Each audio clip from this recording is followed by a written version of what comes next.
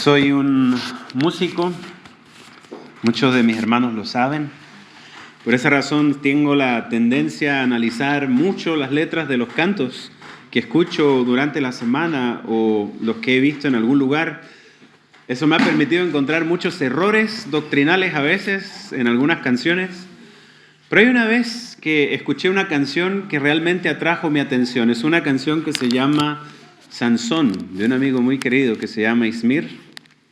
Empecé a escuchar su letra. Quiero que, no se las voy a cantar, no se las voy a cantar definitivamente, pero se las voy a leer por lo menos en un pedacito y quisiera que le pudieran prestar atención. Dice: tus ojos velados no vieron en medio el juguete. Pensaste que el cielo por siempre sería azul.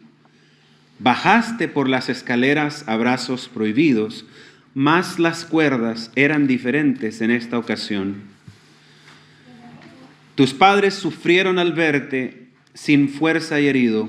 El pueblo miraba a su héroe que abandonó. El cielo fue negro y el viento cantaba sombrío. En la mente sonaba con fuerza el nombre de Dios. Acuérdate de mí, Jehová, y fortaléceme. Acuérdate de mí, Jehová, cumple tu sueño en mí. Evidentemente, el cantante estaba hablando acerca de la experiencia de Sansón. Pero hay una frase dentro de esa canción que me llamó mucho la atención, porque termina diciendo el coro: cumple tu sueño en mí. Eso me hizo meditar. ¿Dios sueña? ¿Tiene Dios un sueño refiriéndose a nosotros? ¿Hay algo que Él sueñe de nosotros, de nuestra vida, de nuestras decisiones, de lo que pudiéramos ser o hacer? Esa es la razón por la cual el día de hoy este sermón se llama justamente El sueño de Dios. ¿Sí? Que tengan un feliz sábado. Hace frío hoy día, ya ligerito vamos a tener que cambiar las matitas, hermana Zuni. Vamos a tener que activar otra vez las estufas, ya están limpiecitas, ¿sí? Así que ya podemos empezar a utilizarlas. Así que siéntanse todos bienvenidos a la casa de Dios. Y recuerden, esperamos que puedan compartir, que todos podamos compartir en esta tarde. La gente en todos lados en este momento está sensible, así que si quieren invitar a alguien al programa de la tarde, invítelo nomás.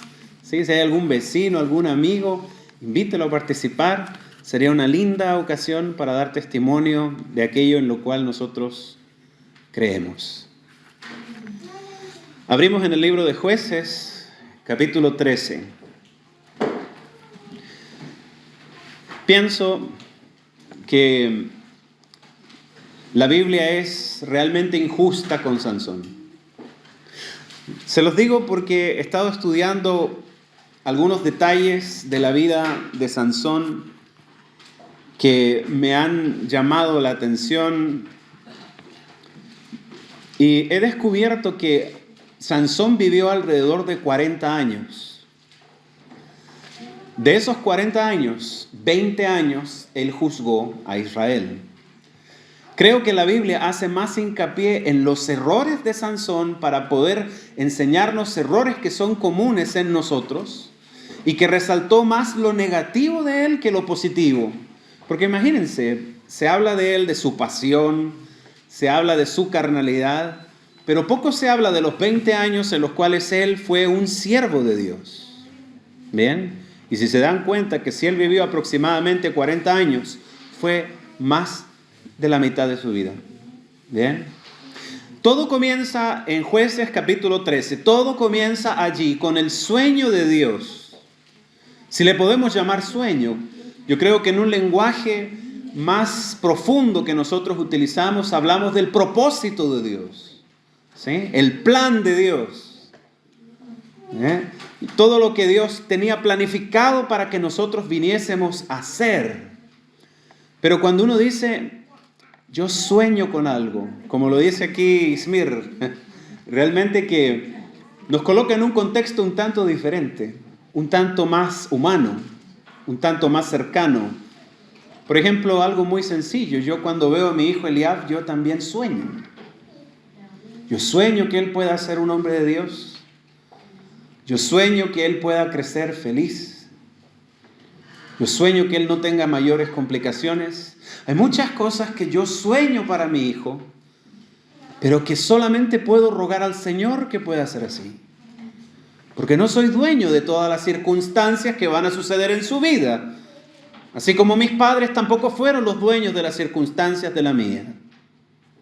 ¿Tú sueñas con algo? ¿Con alguien? ¿Sí?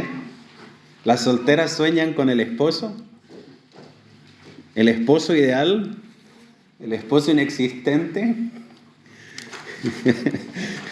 A veces hay que tener cuidado, muchachos y muchachas, siempre con la estimación de lo que nosotros buscamos. A veces tenemos muy arriba la vara, ¿verdad?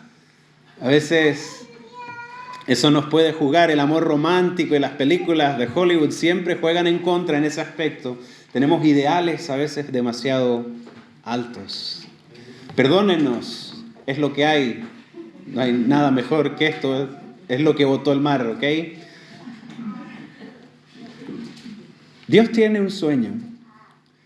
Fíjense aquí. Los hijos de Israel volvieron a hacer lo malo ante los ojos de Jehová. Y Jehová los entregó en mano de los filisteos por 40 años. Por eso les decía que probablemente Sansón estuvo viviendo en esta tierra durante 40 años. Porque cuando él finalmente destruye el templo filisteo, que ustedes se conocen la historia, finalmente terminaron los 40 años y el asedio de los filisteos durante un tiempo. ¿Bien? Por eso decimos que él vivió 40 años, 20 de los cuales juzgó a Israel. Pero antes de empezar en eso, empecé súper mal, empecé al final, vamos a comenzar. Dice aquí en el verso 2, había un hombre de Sora, de la tribu de Dan, el cual se llamaba Manoah, y su mujer era estéril y nunca había tenido hijos. A esta mujer apareció el ángel de Jehová y le dijo, he aquí, tú eres estéril, nunca has tenido hijos, pero concebirás y darás a luz un hijo. Ahora pues, no bebas vino, ni sidra, ni comas cosa inmunda.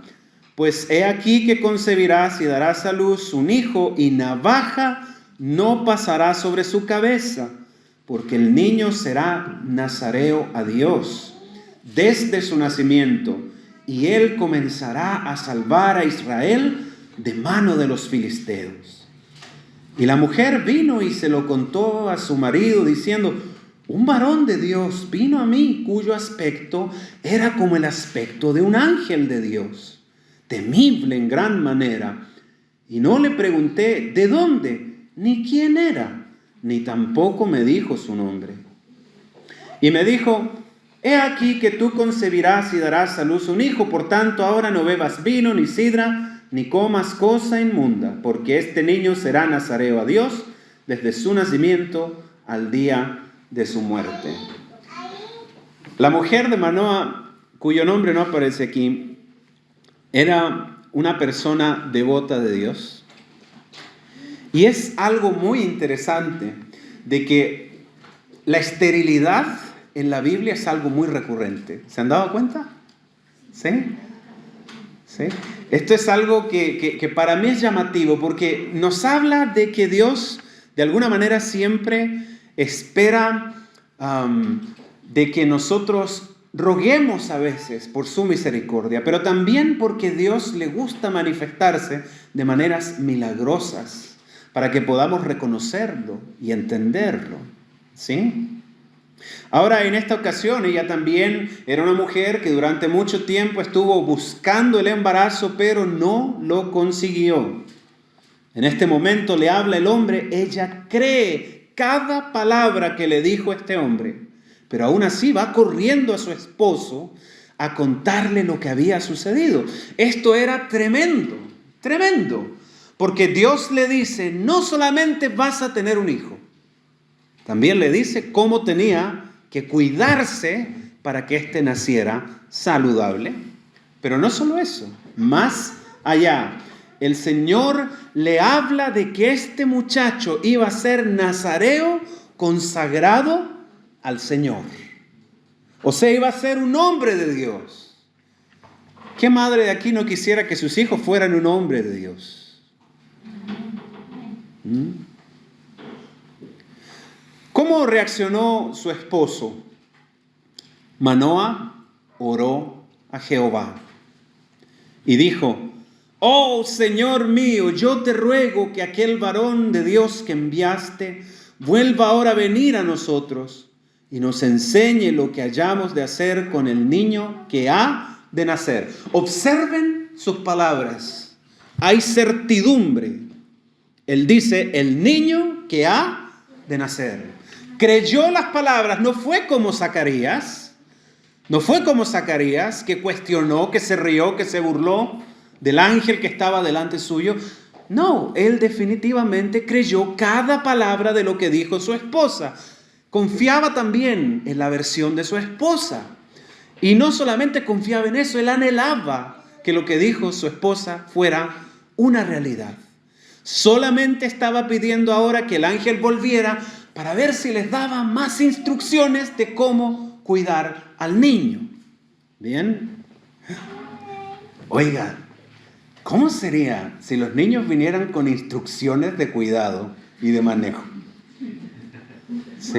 A mí me hubiera encantado que me hubieran dado las instrucciones, ¿sí?, de mi hijito. Yo dije, a saber cómo lo cuido, qué hacer, qué no hacer.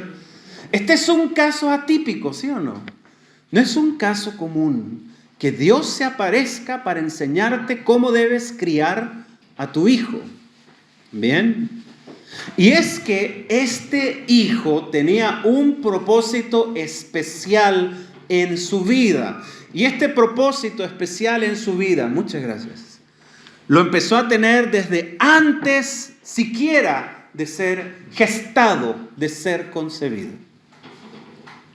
Antes de la concepción ya había un plan para él. Ya había una misión para él.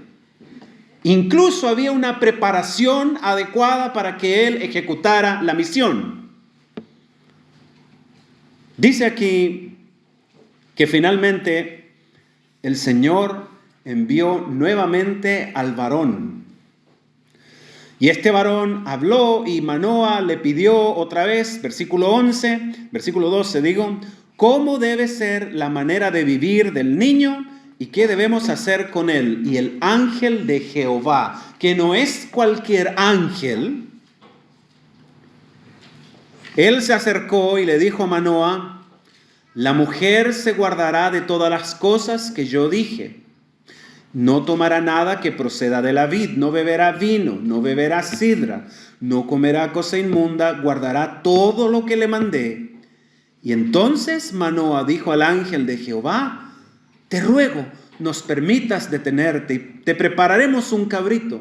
Y el ángel de Jehová respondió a Manoa: aunque me detengas, no comeré de tu pan. Mas si quieres hacer un sacrificio, ofrécelo a Jehová. Y no sabía Manoa que aquel fuera el ángel de Jehová. Finalmente, ustedes conocen la historia, se hizo un sacrificio. El ángel hizo un milagro para confirmar la promesa que ya se había hecho de la concepción de Sansón. Y en medio de la llama de fuego se metió en la llama y subió y desapareció. Ahora dice en el verso 21 que el ángel de Jehová no volvió a aparecer a Manoa ni a su mujer. Y entonces conoció Manoa que era el ángel de Jehová. Manoa dijo a su mujer: ¡ay, ciertamente moriremos porque hemos visto a Dios! Su mujer le respondió: si Jehová nos quisiera matar, ya nos habría matado, ¿sí o no? No aceptaría tampoco de nuestras manos el holocausto ni la ofrenda.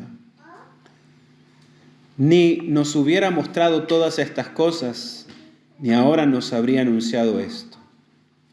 Finalmente, ustedes saben que la Biblia es así. La Biblia resumió 9 meses del versículo 24 al versículo 25 Y la mujer dio a luz un hijo y le puso por nombre Shimshon, el pequeño sol o el hijo del sol. Y el niño creció y Jehová lo bendijo. Y el espíritu de Jehová comenzó a manifestarse en él en los campamentos de Dan entre Sora y Estaol. Esta bendición que se menciona en el versículo 24 no es el efecto de la casualidad.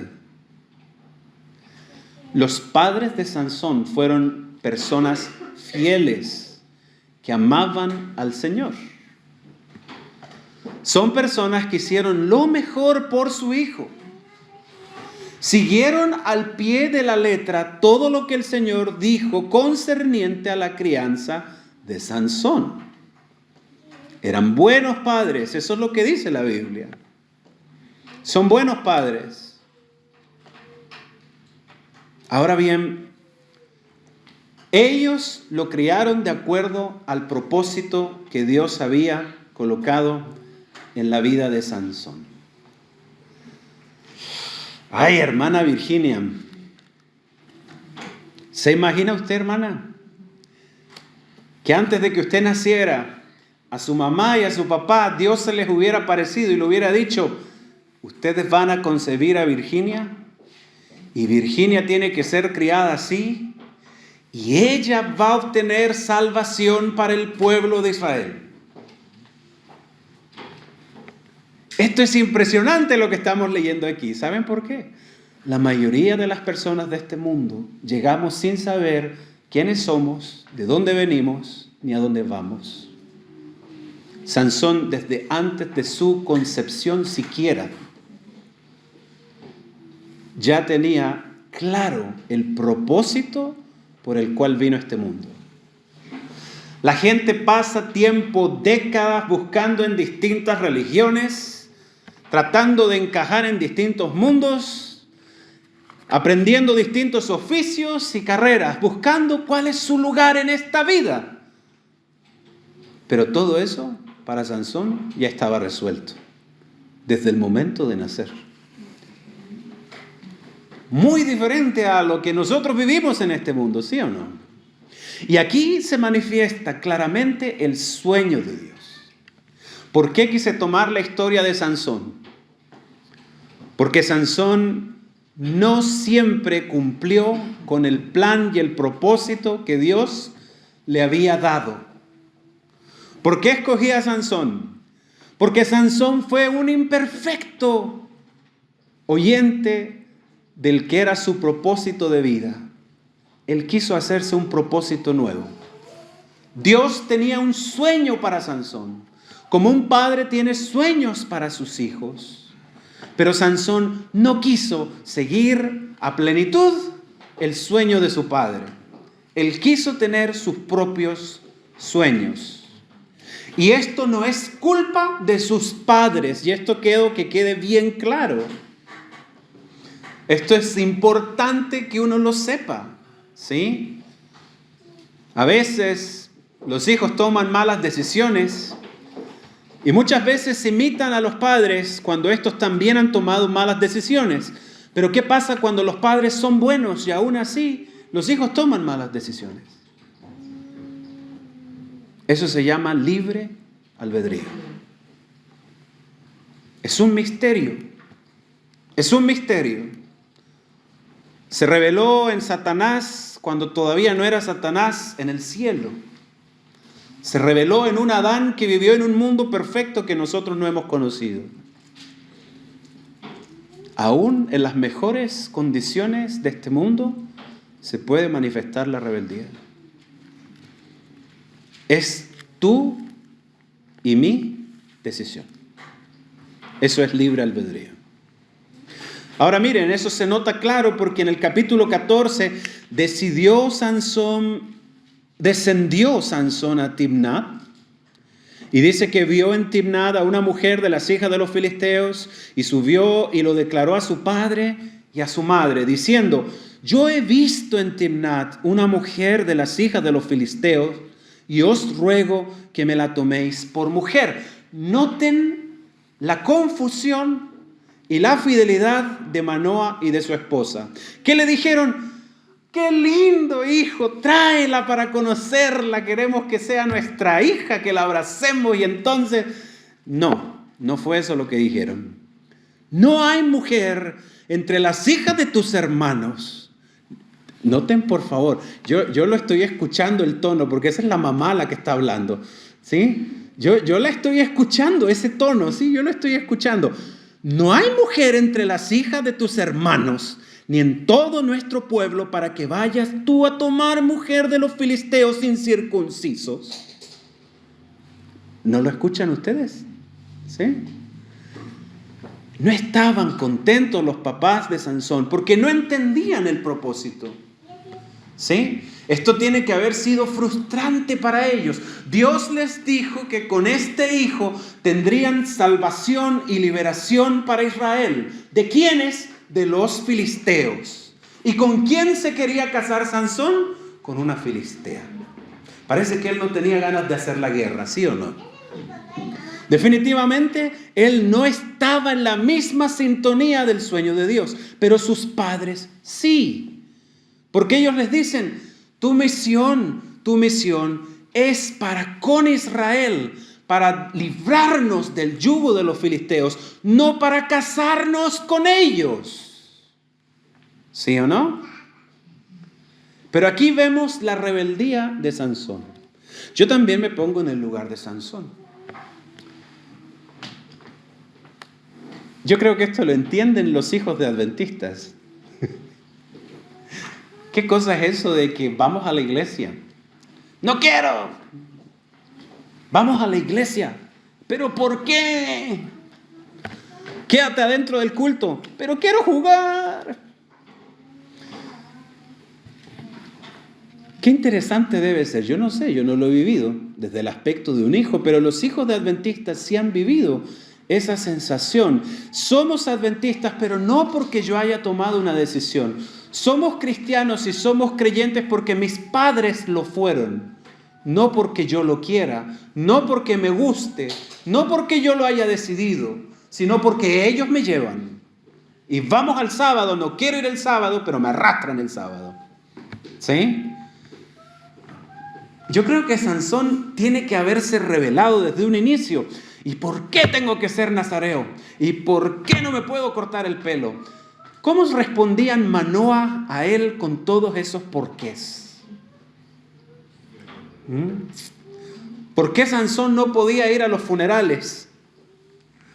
¿Por qué Sansón no podía comer uvas siquiera en su estado natural? Porque eso dice.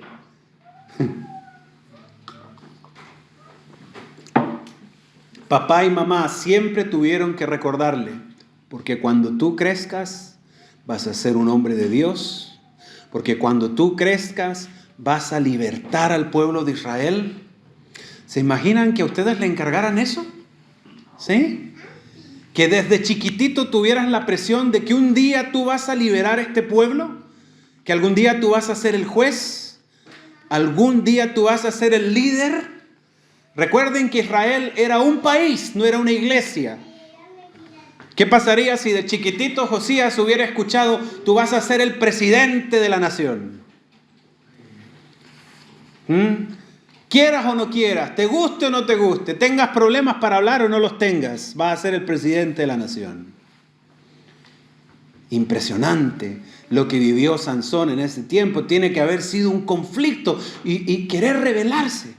Querer rebelarse, pero ¿por qué tengo que hacer lo que mamá me dice y lo que papá me dice? ¿Y por qué Dios hizo esto? De repente hasta se inventaron que hablaron con un ángel.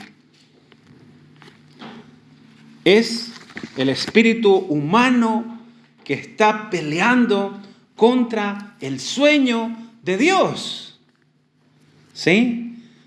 Y ustedes saben, Sansón tenía unos sueños un poquito más terrenos, un poquito más carnales. Él no soñaba precisamente en la sintonía de Dios. No quería cumplir los sueños de Dios. No quiero ser injusto con Sansón, ¿Leyeron el final del versículo 24?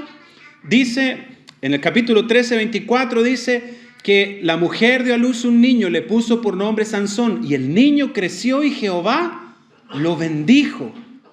Creció fuerte, sano, y inicialmente hasta aún con una tendencia espiritual. ¿Por qué? El versículo 25 dice que el Espíritu de Jehová comenzó a manifestarse en él. ¿A qué se refiere con eso? Evidentemente el Señor estaba con él. El Señor lo estaba guiando. El Señor lo estaba levantando. Tenía grandes perspectivas de vida.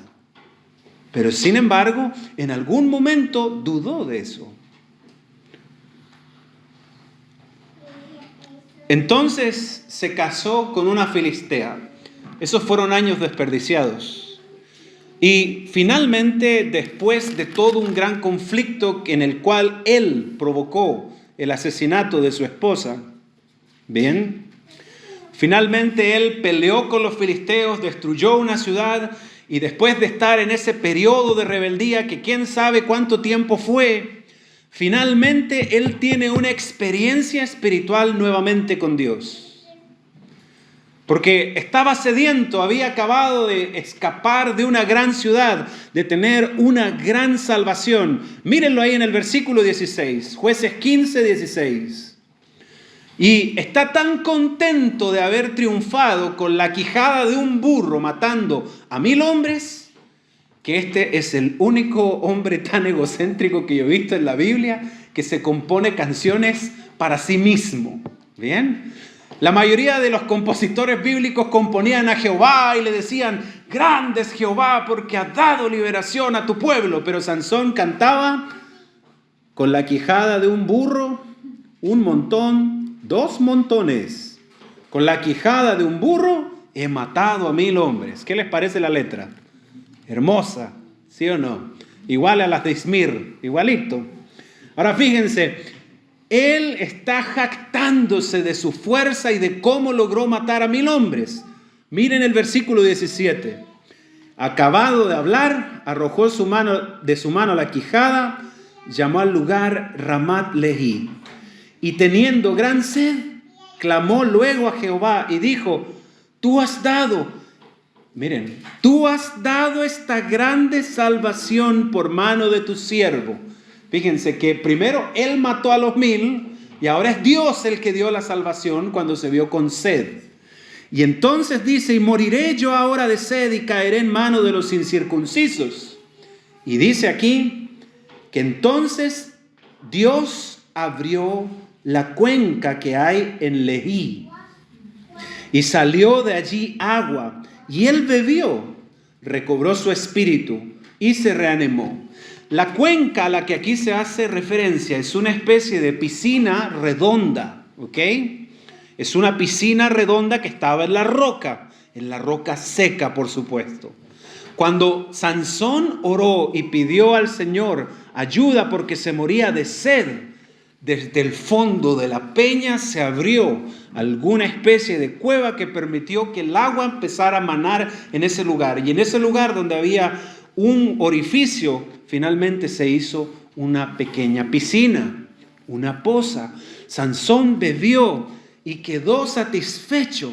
De hecho, en realidad no solamente lo dice así, lo dice de otra manera aquí. Recobró su espíritu y se reanimó.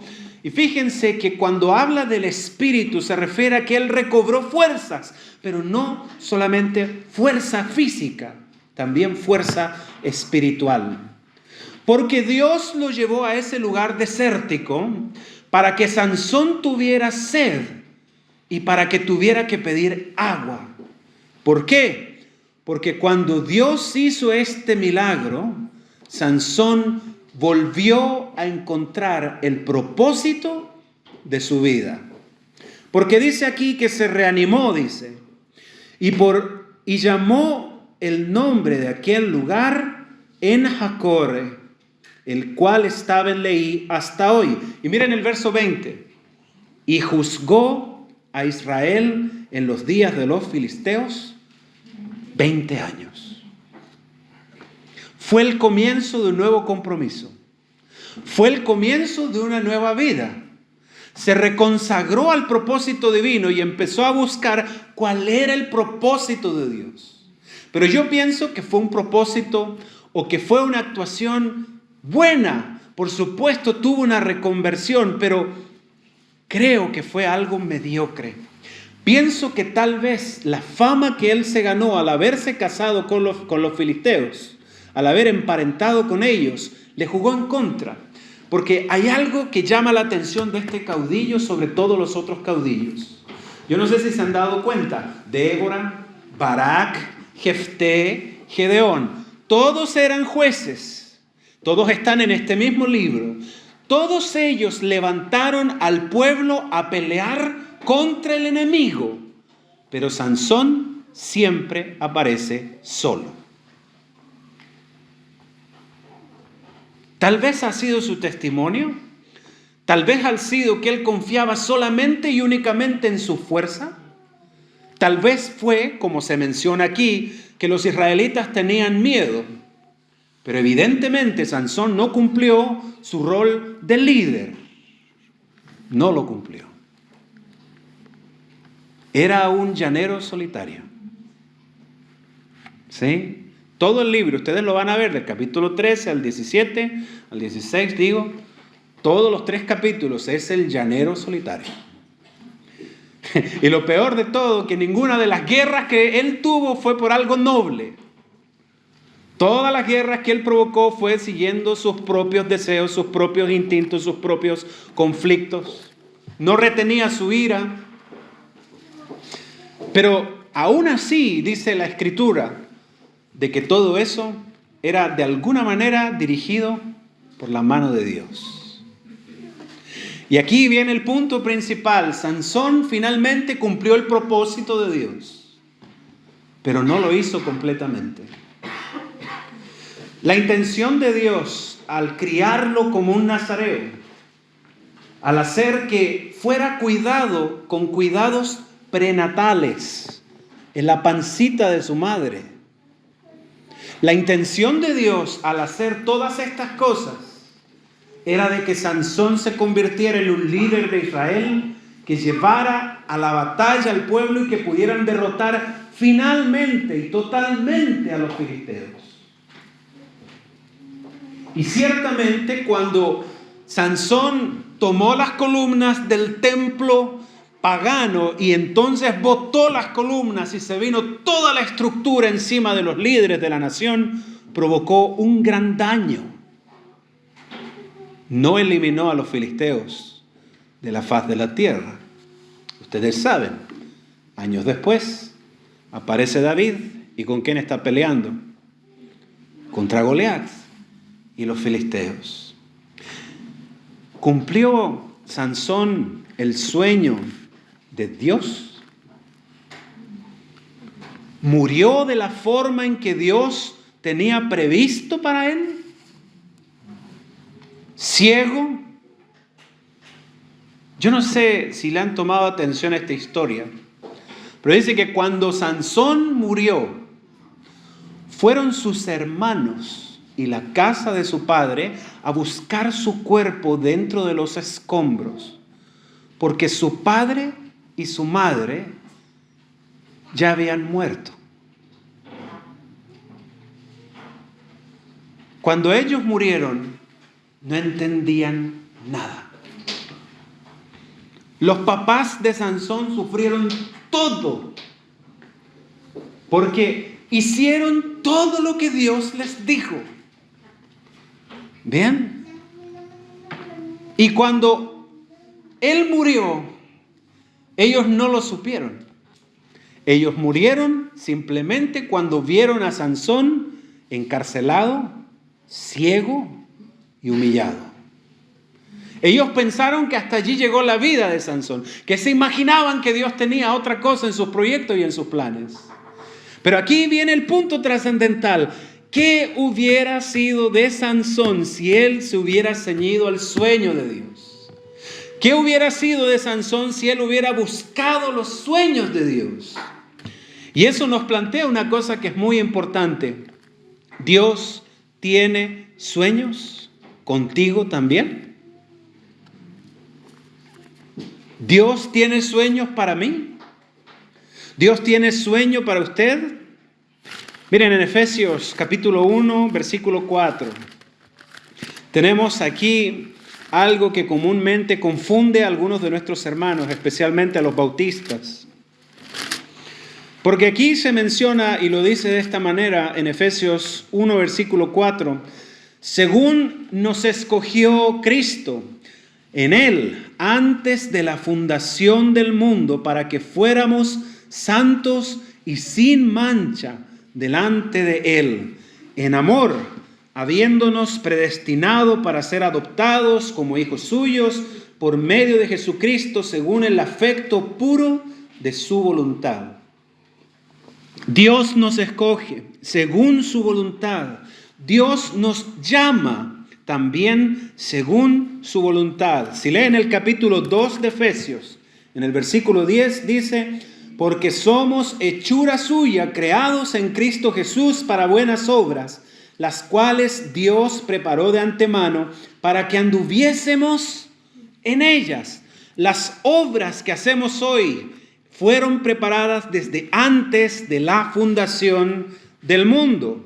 Vamos a leer ahora en el libro de Romanos, capítulo 8, y en el libro de Romanos 8 nos vamos a ir al versículo 29, y aquí encontramos otra afirmación parecida, ¿sí?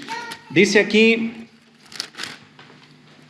porque los que antes conoció, también los predestinó, para que fueran hechos conforme a la imagen de su Hijo, para que Él sea el primogénito entre muchos hermanos.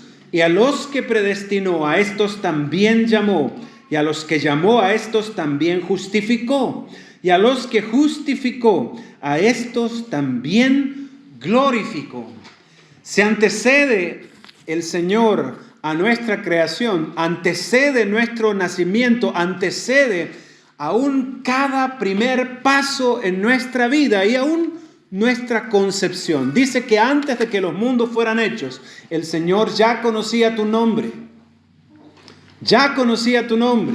Se puede leer claramente en el libro de Isaías, en el capítulo 43, versículo 1 dice, ahora sí dice Jehová, el creador tuyo, oh Jacob, formador tuyo, oh Israel, no temas, porque yo te redimí, te puse nombre, mío eres tú.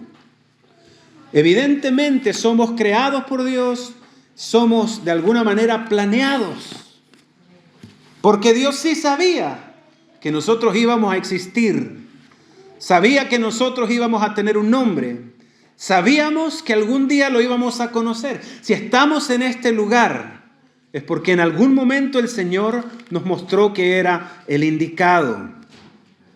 Y así lo hizo el Señor en muchas ocasiones en la Biblia. Por ejemplo, en la historia de Ciro, de Maher-Salal-Hasbaz, Lo-Ruama o Lo-Amí, son hijos que nacieron con nombre antes de la concepción.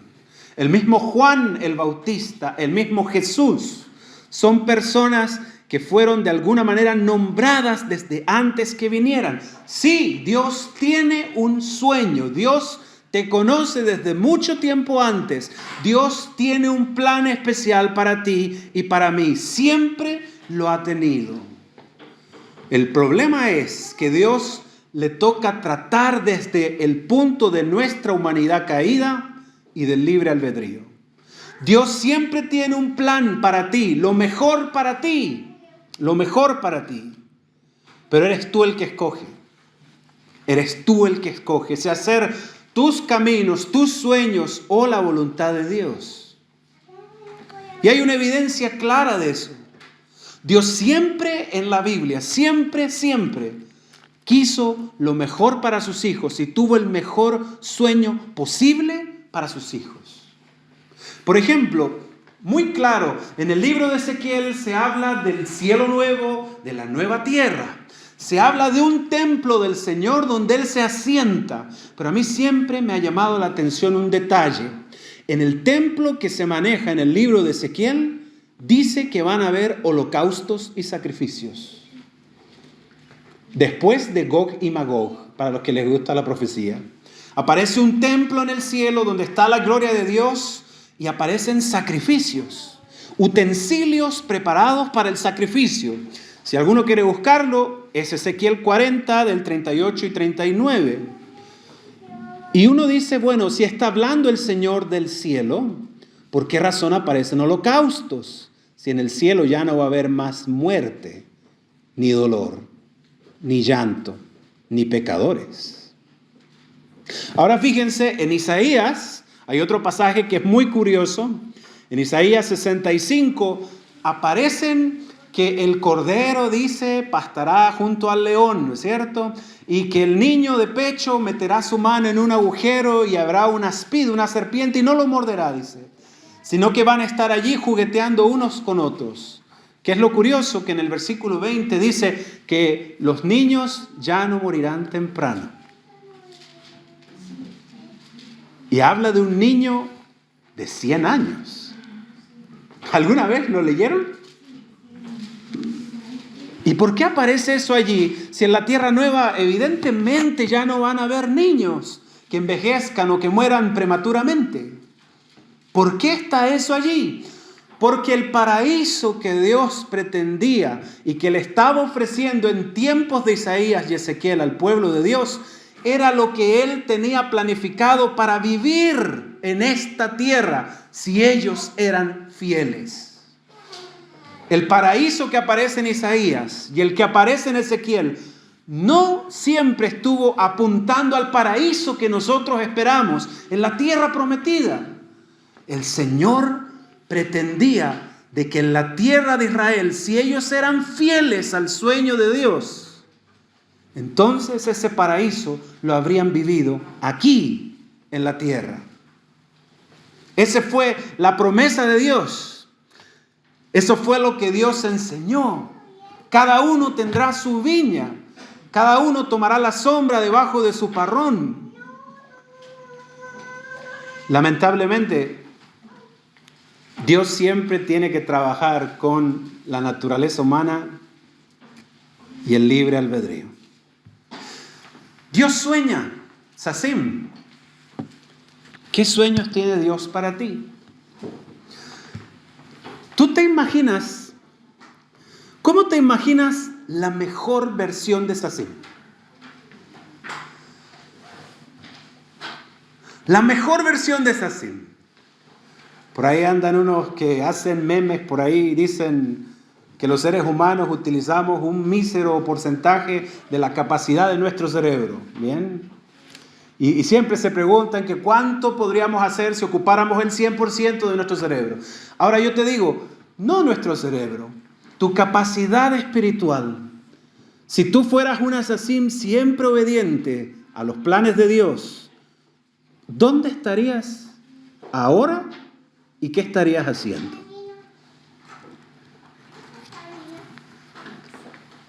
Hermana Luna, ¿cuál es la mejor versión de la luna? ¿Qué es lo que está haciendo? ¿En dónde está? ¿Está por allá en el África predicando por allá? ¿En dónde está? ¿Haciendo qué cosa? ¿Cuál es la mejor versión de ti que tú te puedas imaginar? ¿Cuál es el sueño que Dios puede haber tenido de ti? ¿Habrías sido capaz tú de hacer lo que hicieron los 12? Que cuando el Señor les dijo, sígueme, inmediatamente dejaron lo que estaban haciendo y se fueron a seguirle. ¿Cuál es el sueño de Dios para ti? Imagínate ahora, brevemente, la mejor versión de ti, pero no la que tú tienes en este mundo, la que Dios tiene de ti. Lo que a Él le importa, no lo que a ti te importa. ¿Sí? Ahora, luego de eso, imagínate la peor versión de ti. La peor versión de ti. ¿De cuál de las dos estás más cerca? Yo les pregunto otra cosa interesante. ¿No cumplir el sueño de Dios puede ser un pecado? ¿O es solamente un asunto de malas decisiones? Bueno, les mentí. Inicialmente empecé estudiando esta temática por la canción de mi amigo Ismir. Pero hay una segunda cosa que me llamó poderosamente la atención. Escúchenla. Esta es una cita de Testimonios para los Ministros, página 147. Presten mucha atención. Dios nos tiene por responsables de todo lo que podríamos ser si aprovecháramos nuestros talentos. Seremos juzgados de acuerdo con lo que deberíamos haber sido, pero no llegamos a ser. De acuerdo con lo que deberíamos haber hecho, pero no realizamos, por no usar nuestras facultades para glorificar a Dios. Aun cuando no perdamos nuestra alma, habrá una pérdida eterna por todo el conocimiento que podríamos haber obtenido, pero que no logramos. Toda nuestra influencia pertenece a Dios. Todo lo que adquirimos ha de ser usado para su gloria. Toda la propiedad que el Señor nos ha confiado ha de ser mantenida sobre el altar de Dios para serle devuelta de nuevo. Estamos decidiendo nuestro propio destino. Quiere el Señor ayudarnos a todos para ser sabios para la eternidad. Hermanos míos, estamos viviendo en un periodo muy solemne de la historia de la tierra. Nunca es tiempo de pecar. Siempre es peligroso continuar en la transgresión. Pero en un sentido especial, esto es cierto en el tiempo actual. Cuando yo leí esta cita, yo me espanté. Porque dice que vamos a ser juzgados conforme a lo que podríamos haber sido. ¿Y saben por qué me complica? Porque la palabra juicio tiene que ver con culpa. ¿Me entienden? Con culpa. Por eso me preocupa. Y yo digo, cuando Sansón llegue en ese momento al cielo, se encuentre con Dios, ¿qué le va a poder decir a Dios? Nada. El Señor soñó su camino. Y no solo lo soñó, se lo dijo. Desde muy chiquito se lo dijo. ¿Bien? Y yo te pregunto a ti, ¿cuál es el sueño de Dios para ti? ¿Sí? Si es que hay vida, hay oportunidad. Si es que hay vida, hay esperanza. Si es que hay vida, hay gracia. El día de hoy puede que no hayamos hecho las mejores decisiones. Por eso tomé la historia de Sansón. Pero Sansón tuvo su encuentro con Dios y por 20 años siguió el plan de Dios. ¿Qué cosas puedes mejorar? ¿Qué es lo mejor que puedes dar? Lo que estás dando ahora, en tiempo, en dinero, en talentos, ¿es lo mejor que puedes dar? ¿Es lo mejor que puedes dar? ¿Es lo mejor que tienes para Dios? Si Dios estuviera aquí presente, ¿darías lo mismo en talentos, en tiempos, en dinero y en lo que sea? ¿Sí? ¿Dejarías tu trabajo tal vez? ¿Te dedicarías a otra cosa? ¿Serías capaz de repente de tomar tus recursos, así como el Señor se lo pidió al joven rico? ¿O como cuando el Señor convirtió a Zaqueo? La mitad de mis bienes, 4 veces. Yo no sé qué haría el Señor de nosotros si nosotros se lo permitiéramos. Yo no sé hasta qué punto podríamos llegar. No sé si habríamos conquistado este mundo. No sé si Pueblo Seco sería todo adventista. No tengo idea. Yo no lo sé. Pero lo único que sé es que Dios sí tiene un sueño para ti y un sueño para mí. Conócelo, búscalo, de alguna manera tómalo el Señor tiene ese consejo y este sueño de Dios, un propósito para ti, y es mucho más elevado de lo que hoy tú puedes decir. No te conformes tan fácil en que Dios simplemente acepta lo que tú le das. Evidentemente la cita lo decía, pero en el día del juicio, el Señor te va a decir, pudiste haberlo hecho mejor. Pudiste haberlo hecho mejor. ¿Sí o no? Yo hago un mea culpa aquí porque yo lo sé.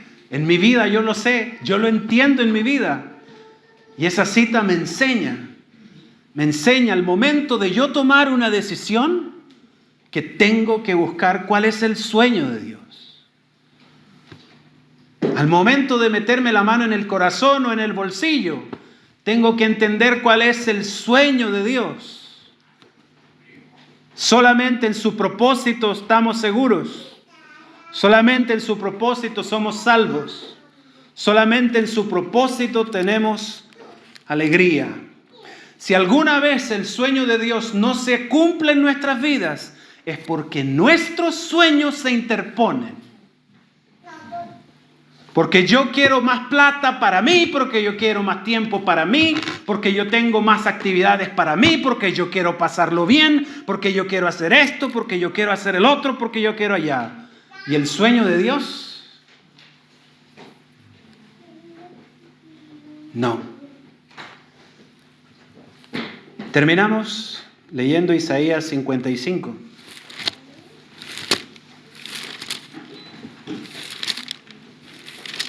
Versículo 8.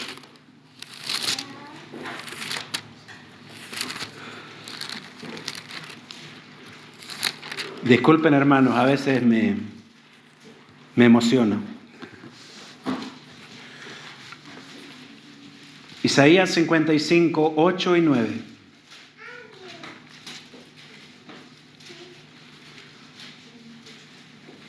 Porque mis pensamientos no son vuestros pensamientos, ni vuestros caminos mis caminos, dijo el Señor. Como son más altos los cielos que la tierra, así son mis caminos más altos que vuestros caminos, y mis pensamientos más que vuestros pensamientos. Acomodémonos, busquemos la gloria de Dios. Busquemos sus propósitos. El día de hoy escuchamos este sermón es porque hay tiempo. ¿Sí? Si no lo escuchamos hace 20 años, tal vez el Señor estaba hablando de alguna u otra manera, pero si el Señor nos habla, si es que de alguna manera entendemos, no sigamos el camino de Sansón. Busquemos y entendamos para qué vinimos a este mundo, para qué el Señor nos dio talentos. ¿Para qué el Señor nos dio la vida? Y te prometo que si encuentras cuál es el sueño de Dios para ti, tu vida no va a ser un desperdicio. En absoluto, no va a ser un desperdicio. El año pasado, unas misioneras cristianas andaban por allá en el África. Las dos solteras, nunca se casaron, nunca tuvieron hijos, abandonaron carreras prósperas, definitivamente, y carreras que les daban prestigio y que les daban altura, que les daban estatus. Tenían los recursos, sus familias tenían todos los recursos, se fueron de misioneras por allá en el África. Por allá en el África. Andaban en un jeep llevando ayuda humanitaria y también andaban llevando la palabra del Señor. Y de repente se desbarrancaron y fallecieron. Para mucha gente eso fue una vida desperdiciada. No dejaron familia, no dejaron herencia, no dejaron un título, no dejaron nada. Pero les prometo que en el día de la gloria, ellas van a tener su corona. Que el Señor les bendiga.